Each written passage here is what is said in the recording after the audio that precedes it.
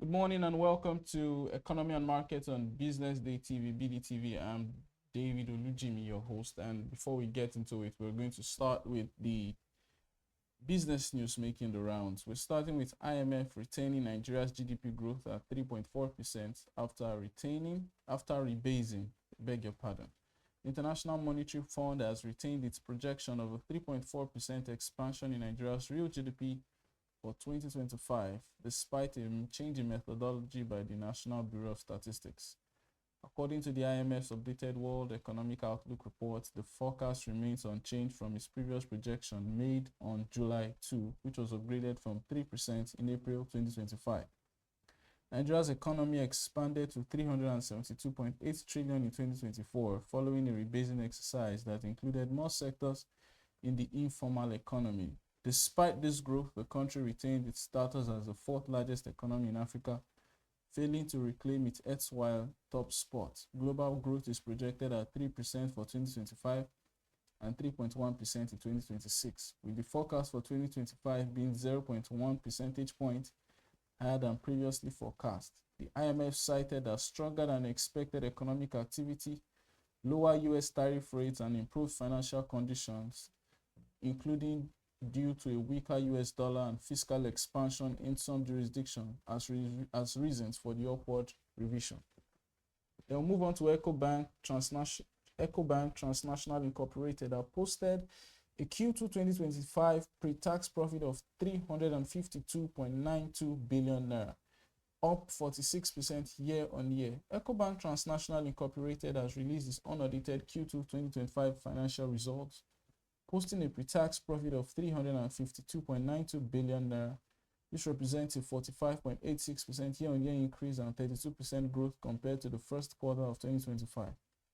The bank's profit for the first half of the year reached 620.23 billion, a 39.86% year-on-year growth, accounting for over 60% of its total profit for the 2024 full year.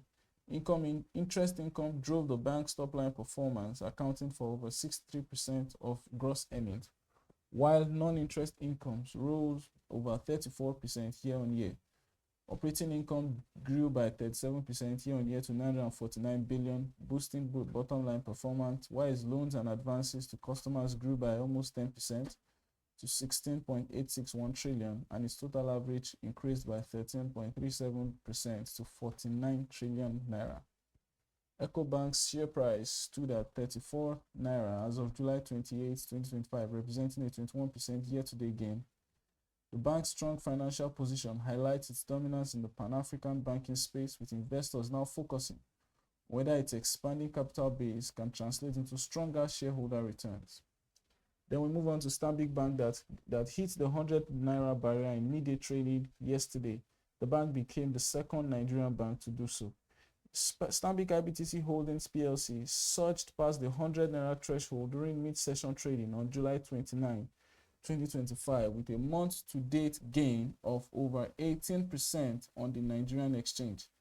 Trading around 101 naira, the stock is poised to cement its gain by market close, becoming the second banking stock under the NGX banking index to break the 100 naira barrier.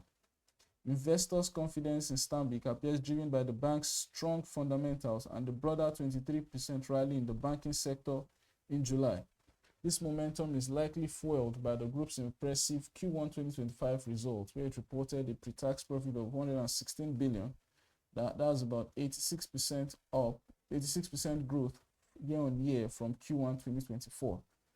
Stanbic's year-to-date gain returns now stands at 74%, with a cumulative trading volume of 180 million shares yesterday. The bank recently concluded a 3-year 800 million yuan loan facility of about 172 billion from China Development Bank to deepen Africa-China trade ties, adding to its bullish outlook. We move on to Berger Paints reporting a 3.1 billion naira that reported a 3.1 billion naira revenue in Q2, even as its profits jumped due to lower cost.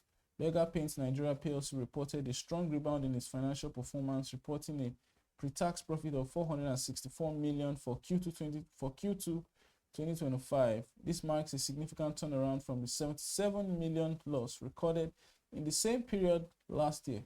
The company's half-year profit has risen by 945.8 million naira, up by about 635% year on year.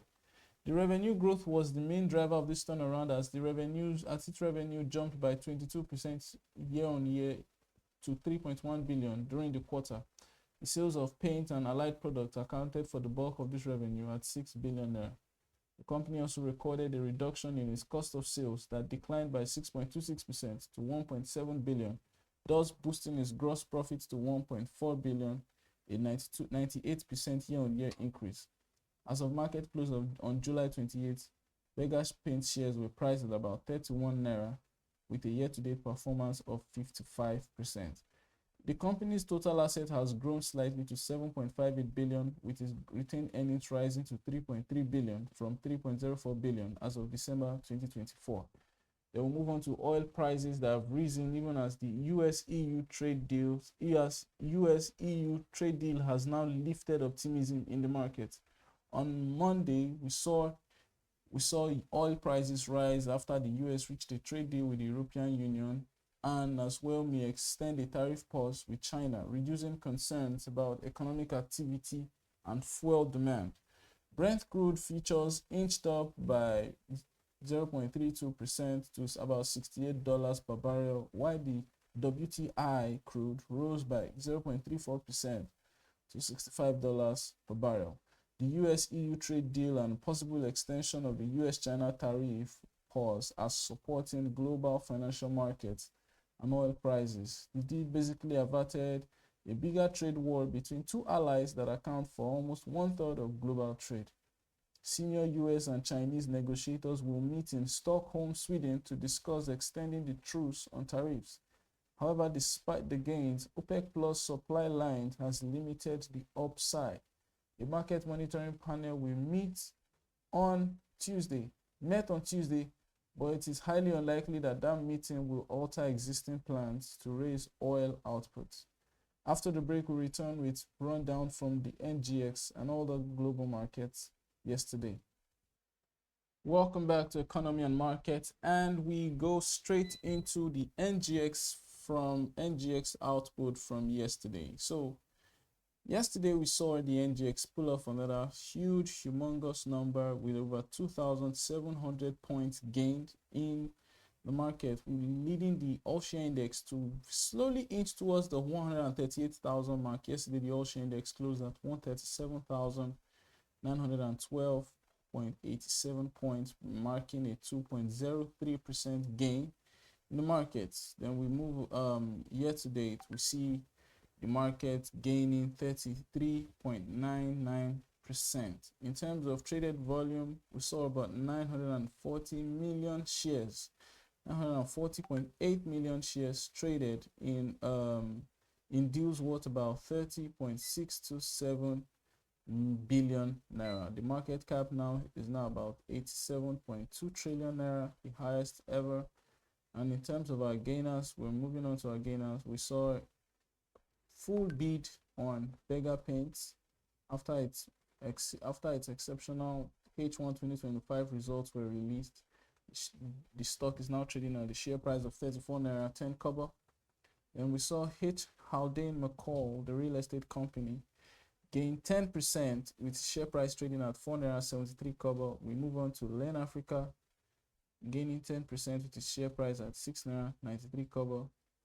Thomas Wyatt gaining 10% with its share price at 3 naira 19 kobo. And also Ella Lakes, after a bearish Monday, we saw it go up on Tuesday 9.99% to hit a share price of 9 naira 80 kobo.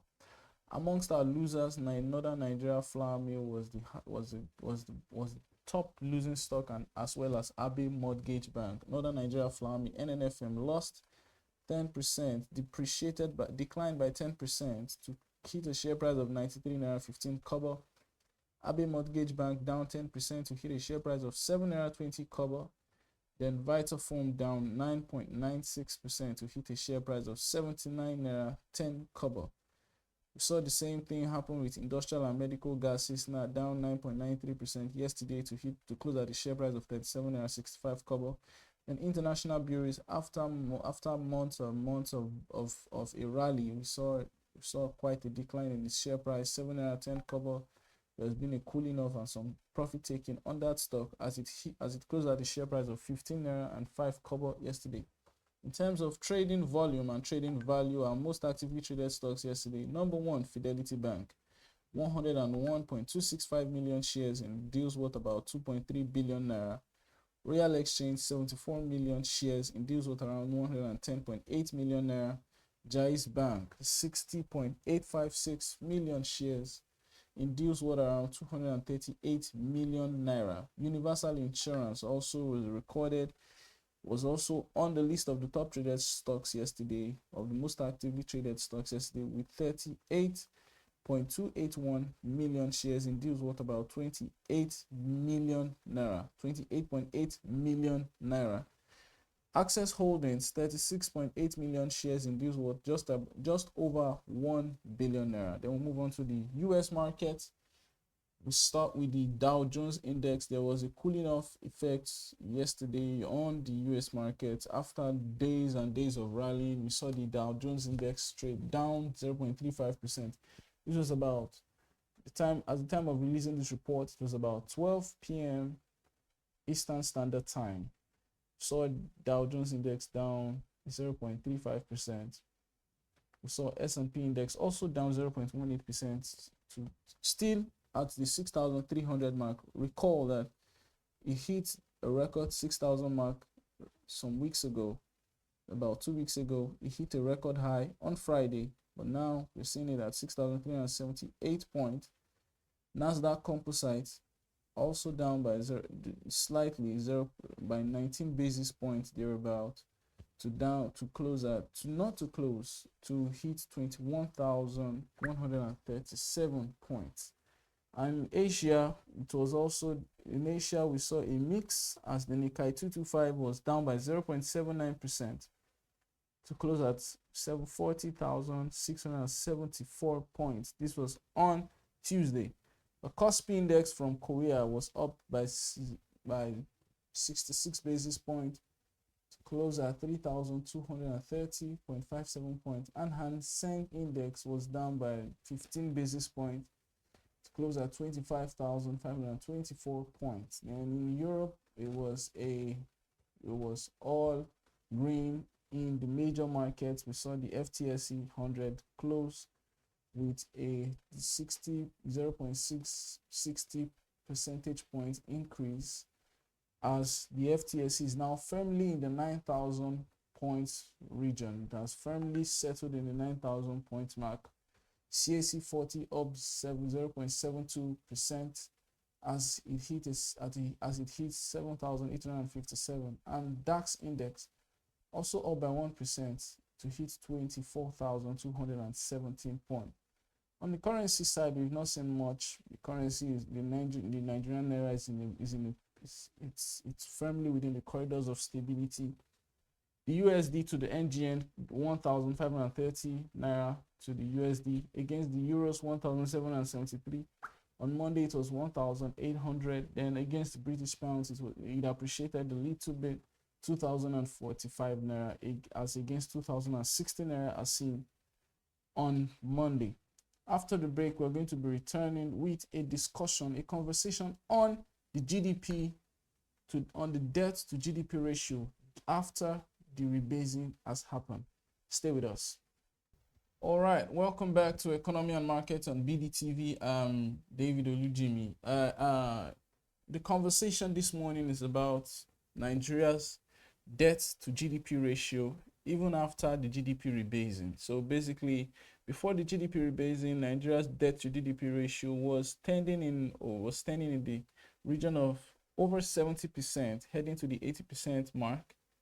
And after the GDP rebasing, we discovered that Nigeria's GDP has inched up to 373 trillion naira. However, still debt to GDP is about over 50%. The country has a ceiling of 40% that the National Assembly and the judiciary have not been able to enforce led to a tweet by the presidential candidate of Labour Party in 2023's election, Peter Obi. He made a tweet, and I'm going to read. It's quite a long tweet, but he made a tweet, and that's going to be the core of our discussion for this morning. And on the show this morning, I have Mr. Adetola Freeman, who is a financial analyst at FBS Brokers. Good morning, Mr. Adetola. Good morning, David. It's lovely to be here again. Yes, thank you. So before we go into the conversation, I'm just going to read the tweet. And so he said, on July 22, 2025, the Nigerian Senate approved an additional $21 billion, 2.2 billion euros, 15 billion yuan of external borrowing for the 2025-2026 fiscal cycle. It also approved a 750.98 billion domestic bond issuance and a 65.65 million euros grant. With an already existing public debt of about 449.39 trillion as at the first quarter of 2025, adding the approved loans of about 37.2 trillion brings our current total debt to about 187 trillion, with concerns that our debt might likely be over 200 trillion by the end of 2025. As our GDP before rebasing was 269, or about $180 billion, the government has borrowed the equivalent of nearly 70% of our previous GDP, even after the rebasing, which pushed our GDP to about 372.8 trillion naira, which is now about 243.7 billion. The government would have borrowed about 50.16% of the new GDP with the approved loans, the highest debt to GDP ratio in our history as a nation. While the year-on-year increase is about 27.72 trillion naira and the quarter-on-quarter increase is about 4.72 trillion naira, we are accumulating very exponential levels of unsustainable debt with little or nothing to show for it in critical areas such as education, healthcare, electricity generation, security of lives and properties, and pulling people out of poverty. We still rank low in all our major human development indicators, while education is underfunded and standard in continuous decline. Healthcare remains inaccessible to millions of Nigerians, particularly the poor. Security of lives and property has deteriorated, with over 10,217 people killed and 672 villages sacked between May 29, 2023 and May 29, 2025, even when the security spending has significantly increased from 2.98 trillion in 2023 to 4.91 trillion in 2025. Infrastructure decay persists across the country, with about 135,000 kilometers of our 195,000 kilometers of roads remaining unpaved, largely unmotorable and unusable. It is the same depressing situation in almost all sectors of the economy, with the power sector an unquestionable example. With less than 5,000 megawatts supplied for over 200 million Nigerians. Today, over 2 years after the present government took over and with all the humongous borrowing, we are still confronted with negative reports of worsening poverty, with about 133 million of Nigerians classified as multidimensionally poor, increasing unemployment, and disheartening news like 652 children dead as the malnutrition crisis worsens in northern Nigeria. Medicines Sans Frontières, MSF, also known as Doctors Without Borders, has sounded the alarm over an escalating malnutrition crisis in northern Nigeria, with Katsina State emerging as one of the worst hit areas. This is a country blessed with enormous resources, yet nobody should go to bed hungry. Still, a persistent deficiency in leadership has thrown the majority of our citizens into increasing multidimensional poverty. Borrowing is not inherently bad if it is sustainable and tied to productive investment with measurable outcome. Unfortunately, this current pattern of borrowing without accountability, without transparency, and without transformational impact is simply mortgaging the future of our children. The government should consider the intergenerational consequences of their unsustainable borrowing and show at least the minimum consideration and interest in the future of our young and unborn Nigerians. We must return to a disciplined and prudent economic management culture, cutting the cost of governance, blocking leakages, investing in human capital, and building a productive economy. Nigeria cannot continue to borrow recklessly while poverty deepens and public trust erodes. It is time to stop this fiscal indiscipline. We must build a new Nigeria where leadership is responsible, development is people-centered, and every kobo borrowed or spent delivers a measurable impact to achieve sustainable and inclusive development and growth. Good morning, Mr. Adetola. So we're going to talk about this tweet. This tweet actually sparked some form of conversation. I feel it's a conversational topic. So what's your take on the tweet about Nigeria's debt, your overall take on Nigeria's debt to GDP ratio? All right, David, let me start today by sharing a parable. Okay. And it is that when a jobless man borrows from his neighbors to welcome a visitor, it is either that he hates his wife or has no plans for his children. And the reason is because the visitors will come and go. Now, I'm saying that because the debt to GDP ratio is not necessarily the foundation of our problem. All right. Of course, it's unsustainable. That answer is obvious to even the dead. All right. I'm sure my grandpa is probably rolling in his grave now, imagining how far we've come. But you see, it's not just about the unsustainability. It's also about the fact that there is little or no responsibility on the parts of those who are laden with the responsibility of, overseeing this kind of things. Let me give you an example. Okay. The Rebasing, which is a lovely initiative.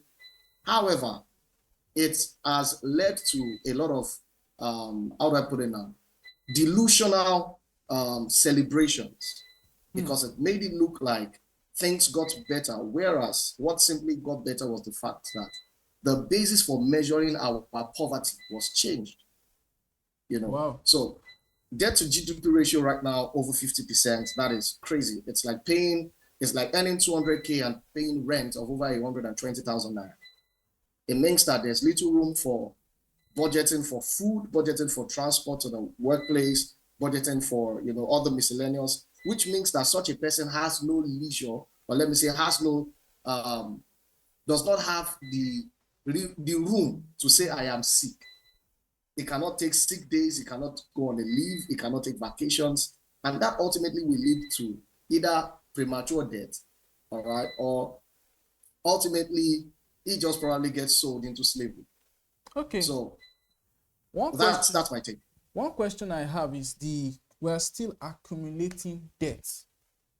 The National Assembly just signed the request of the federal government to borrow an additional $21 billion. That happened last week. Is that a sustainable way of, is that sustainable given Nigeria's present fiscal space? Is Nigeria making enough money to start going into substantial borrowing, to start having substantial obligations like that at a go, $21 billion at a go? Okay, that's, of course, like I said earlier, some of these things are pretty obvious, all right? It's not sustainable, but the reason why I think that we're underperforming is the fact that, you see, our biggest enemy right now is hope. The average Nigerian, including some of this, I don't want to get into the politics, but including some of this office holders, all right, they are acting based on the hope that, things will get better. There's a bright future, we are going from glory to glory and all of this things that we use to motivate ourselves. So we are basically, let's say, delusion of hope or grandeur of hope. Exactly. So I think that, right now our debt servicing is going to be well increased. That's about over 100% compared to where we were 4 years ago. Our debt to GDP ratio, which means our debt servicing rather, is increasing by over 100% from where we were about 4 years ago, which means that now we have reducing allowance to even pay attention to the things that need fixing. All right, like you said, 30% of our roads are the only ones that are paved, which means 70% of our roads are unmotorable. I was unfortunate to travel by road yesterday, and I can tell you for a fact, in fact, my mechanic had to tow my vehicle from the house this morning. Why? Because I travel. So I am also in the brunt of all of this kind of things. And that's why I don't want to get into the politics, so I don't become an emotional speaker guest on the show this morning. But I think that we need to pay serious attention to how these things are going, because it only makes things worse in the future. You say you don't want to get political, but we are underperforming in every sphere of when it comes to social sectors, health, education, I mean, infrastructure. You just talked about the roads. Let's not even go into education. What's the disconnect? With this debt is increasing, yet all of these things are declining. Why is this disconnect? What do you think is responsible for this disconnect? Now, let's not even talk about the political side of it, but what is your based on an economic and financial perspective, what is responsible for this disconnect? All right. So I want to give you a typical illustration. Like you said, no politics. I'll just give you an illustration. So imagine you come to my store, you came with a Range Rover. As an average trader, that is, has no moral, no moral alliances or allegiances, I am going to be tempted to say, this product is 50K. If I know that the product is 50K, I'm going to be tempted to tell you it's 150,000. Which means that if you don't have a due diligence system or an idea of the market value of that product, you're going to be tempted to pay this amount, even though naturally it is an inflated amount. I'm saying that because majority of our projects are overpriced, all right? And that creates room for a lot of leakages. Budgets are padded left and right. We also have very poor supervision of these projects, which means that because these projects are not well supervised, it gives room for a lot of misbehavior. Let me put it in that term, misbehavior. A lot of monies that should be spent on certain projects. For example, debt servicing in 2024 budget was about 8.25 trillion naira, and that amount was a lot higher than what was budgeted for both education and health. So when we spend more on servicing debt than on improving our healthcare system, improving education, it means that we have increasing number of unemployable graduates or even unemployable youths. And that leads to increase in vices, and that leads to a lot more crisis in the healthcare sector. But when we look at it critically, I think that there are three major things responsible. One is the fact that there's poor supervision. The second one is there is no transparency on the part of the borrowers. Because when these monies are borrowed, they are not tied to realistic projects. Okay. It's one thing to say, we're borrowing this $21 billion to pay attention to this and this and this, whether it's power, whether it's renewable energies, but these things are not stated. They just tell us that we are borrowing money.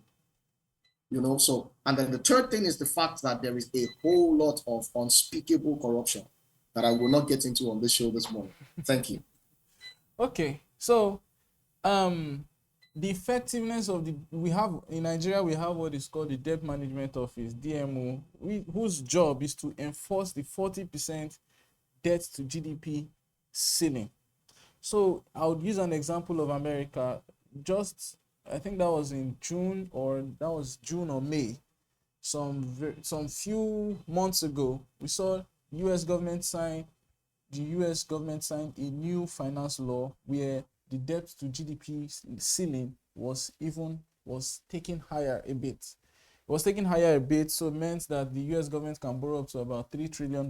Basically, the point I'm trying to make is that unless by reason of law, you cannot borrow up to a certain percentage of GDP in America. I know that they have a very high debt to GDP ratio, but in Nigeria, we have it. It's enshrined in law. But when it comes to enforcing it, it seems like it's just there. It's just a piece of our constitution that is just there. There's something called the Fiscal Responsibility Act. What do you think is why do you think this is so? Especially given the fact that the DMO is given the responsibility of managing this particular debt ceiling, and yet they have consistently failed at it for the past 2 to 3 years now, especially since 2020. I can't hear you. Okay, I said for those who are not aware, right? Yes. The debt ceiling was set at 40%. Yes. And as at the time frame you mentioned over the past 4 or 5 years, we've seen it rise as much as almost 70%. Yes. All right. So now comes the rhetorical question. If I buy a Doberman, a Bulldog, or a Pit Bull, but it is chained to the cage, does it still have the power to catch a thief? No. So what exactly is the power of the DMO? What are the punitive measures or steps that the DMO can actually take to curtail this increase, this kind of situations? When you do not give power, sufficient power to your auditors, to your auditing systems, to the accountability structure, it simply means that a lot of violations will occur that they will not be empowered to take action about. So that's where we are. There's a Fiscal Responsibility Act, like you mentioned, but there are no clearly stated powers given to the Debt Management Office that are capable of actually preventing what they are supposed to prevent. So it's like having a dog that is chained down. It can bark and do all it can, but it doesn't mean that it can catch the thief. So that's where we are as a nation, actually.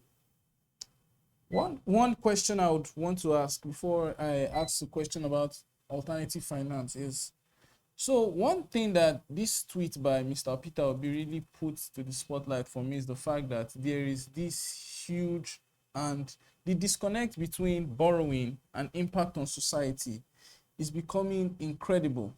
So I'll give an example in the sense that as a young chap, I'm not very old. As a young chap, I knew when President Obasanjo's government was able to help Nigeria clear about $30 billion of its debt. The country paid about $12 billion.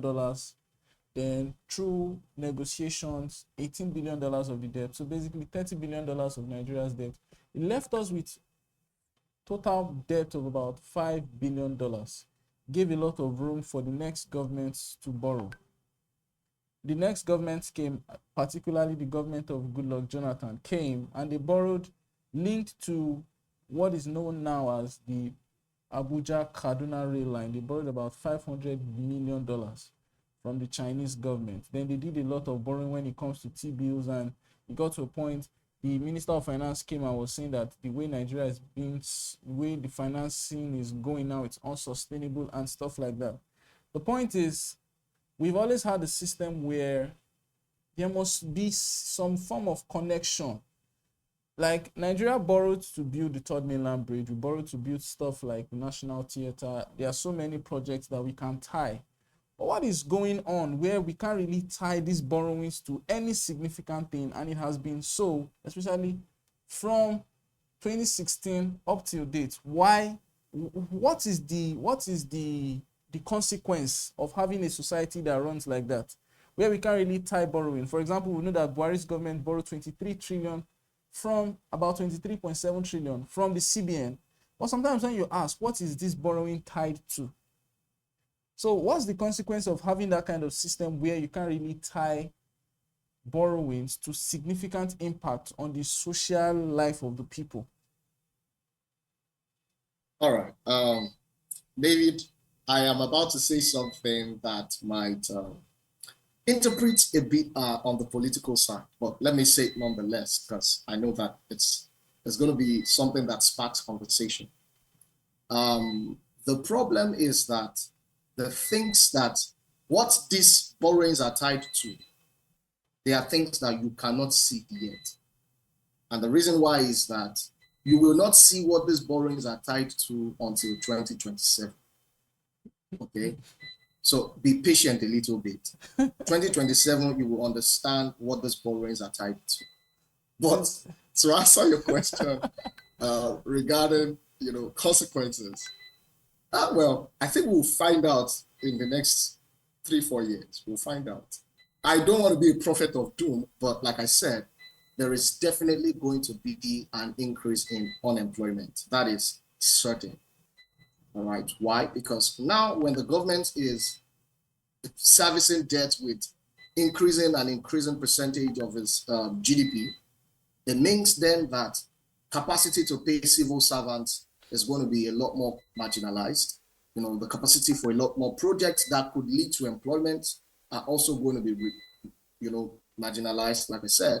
And then, you know, it will just be all man for himself. So you could be walking on the way to work, you could be going on the way to work around Shomolu, and then someone comes up to you and collects your phone. And you cannot complain because you know that on a normal day, this guy used to be a banker. He was once a teller at one of the major banks in Nigeria, but now he's unemployed. So your phone is a source of income, just in essence. Okay. So what now? The question I want to ask is alternative financing models. What do you think that the government can do to maybe reduce their reliance on this borrowing? Because it's getting to a point where we probably have complained about the borrowings, but what can they do? What alternative financing models can they take on to reduce their reliance? I think the major one would be public-private partnerships, because that's in my opinion that's the most reliable option. All right.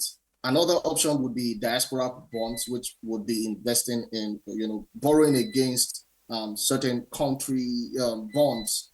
All right. It could be in US dollars, it could be in euros, but at least you understand what I'm talking about. Then we're also talking about concessional loans, okay, which is not something that I would recommend because we've done that. We have loans from, you know, the World Bank, we have loans from the African Development Bank. So we've tried these particular vehicles, but I think the one that I would recommend the most would be public-private partnerships, majorly. Okay. Thank you so much for your time, Mr. Adetola Freeman. It's been a pleasure talking to you on economy and markets. Thank you so much. It's always a pleasure being here. Thank you so much, David, for inviting me. All right. So the conversation this morning was about debt to GDP, even after rebasing. Where are we headed? What are the consequences?